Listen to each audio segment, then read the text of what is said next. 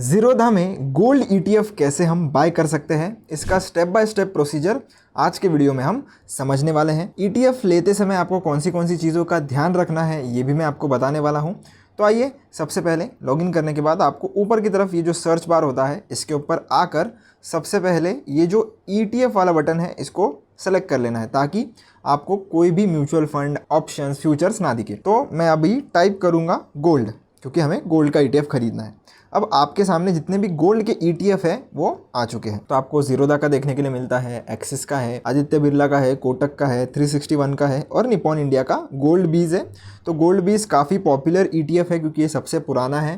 तो अगर आपको इसे खरीदना है तो आप ये खरीद सकते हो, या इनमें से ऊपर में से कोई भी आपको अगर चाहिए है तो टोटली आपकी मर्जी है। आपको जो खरीदना है आप खरीद सकते हो आपके एनालिसिस के हिसाब से। पर इन जनरल ही अगर आप कोई भी ETF ले रहे हो तो कुछ फैक्टर्स का आपको ध्यान जरूर रखना चाहिए। जैसे हम इसके ऊपर क्लिक कर देते हैं एग्जांपल के लिए। इसको मैं अगर ऊपर स्क्रॉल करूंगा तो इसके हम फंडामेंटल्स में चलते हैं। यहाँ पर ओवरव्यू में आपको देखने के लिए मिलता है इसका एक्सपेंस रेशो। अब एक्सपेंस रेशो जैसे म्यूचुअल फंड्स में होता है दोस्तों, ठीक उसी प्रकार से एक्सपेंस रेशो ETF में भी होता है। तो आपको हमेशा ध्यान में रखना है कि जब कभी भी आप किसी भी ETF में इन्वेस्ट करो, उसका AUM यानी कि एसेट्स अंडर मैनेजमेंट ये थोड़ा अच्छा खासा होना चाहिए, यानी कि ज्यादा होना चाहिए। एटलीस्ट 2-3 हज़ार करोड़ के ऊपर तो भी वो हो तो अच्छी बात है, और एक्सपेंस रेशो अगर कम हो तो अच्छी बात है। अगर आप इस पीयर्स वाले सेक्शन में आ जाते हो तो यहाँ पर आपको कुछ कंपैरिजन देखने के लिए मिल जाता है। तो जैसे गोल्ड बीज का आप देख सकते हो सबसे ज़्यादा AUM है, और HDFC का गोल्ड ETF है 3303 पर है। ये गोल्ड का IETF है, HDFC गोल्ड है। तो आप इनका एसेट्स अंडर मैनेजमेंट डायरेक्टली यहाँ पर देख सकते हो। परफॉर्मेंस अगर आपको देखना है तो इस पर क्लिक कर दीजिए। आप यहाँ पर डायरेक्टली कंपेयर कर सकते हो कि किसने किसने कैसा कैसा परफॉर्म किया है, फिर आपको डिसीजन लेने में आसानी होगी। और अगर आपका डिसीजन हो गया है तो इसको हम फिलहाल के लिए क्लोज कर देते हैं और इसको फिर से नीचे स्क्रॉल करेंगे और ये जो बाय वाला बटन है इसके ऊपर हम क्लिक कर देंगे। अब जैसे ही क्लिक कर दिया है आप देख सकते हो ऊपर की तरफ NSE BSE आपको देखने के लिए मिल जाता है। तो जिसमें आपको खरीदना है आपकी मर्जी है, चूज कर लीजिए। फिर रेगुलर वाले सेक्शन में आपको आना है, बाकी के कोई भी सेक्शन में आपको नहीं क्लिक करना है। क्वांटिटी आप आपके हिसाब से डिसाइड कर सकते हो कि कितने नंबर ऑफ ETF आप खरीदना चाहते हो। तो इसके ऊपर क्लिक करके हम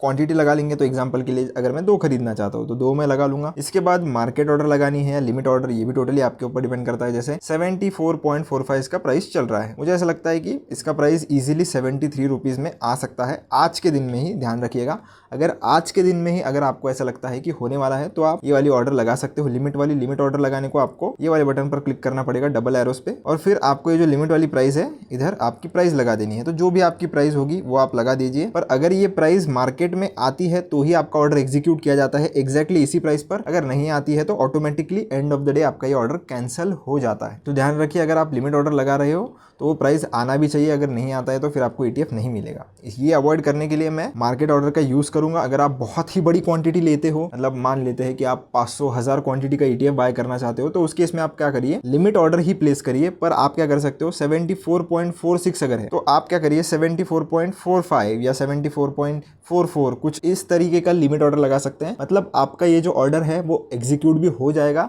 1 से 2 मिनट के अंदर अंदर ही, और आपको एग्जैक्टली इसी प्राइस पर मिलेगा। वरना आप कभी अगर मार्केट प्राइस लगा देते हो और सडन स्पाइक अगर आ जाता है तब तो फिर आपको शायद ये जो ETF है वो 0.5 पैसा या थोड़ा उसके आसपास ही महंगा भी मिल सकता है। तो इससे बचने के लिए आप तब लिमिट ऑर्डर यूज कर सकते हो। अगर आप इस एरो पर क्लिक करोगे तो आपको लेफ्ट साइड में एक फाइनल अमाउंट मिल जाएगा कि ये टोटल ऑर्डर एग्जीक्यूट करने के लिए आपके पास कितना पैसा होना चाहिए।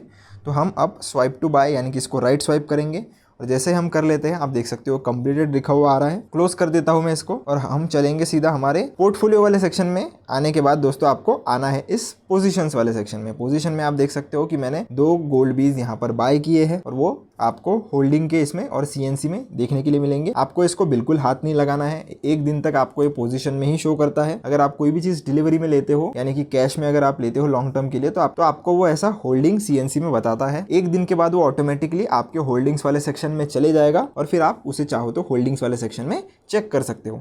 आपको ETF जितने दिन होल्ड करना है आप कर सकते हो, कोई भी रेस्ट्रिक्शन नहीं होता है। काफी लोगों को लगता है कि क्या हम इसे 3 साल तक होल्ड कर सकते हैं, 5 साल तक होल्ड कर सकते हैं। बिल्कुल कर सकते हो, कोई रेस्ट्रिक्शन नहीं होता। जब चाहे तब आप इसे बेच सकते हो, जब चाहे तब आप इसे खरीद सकते हो।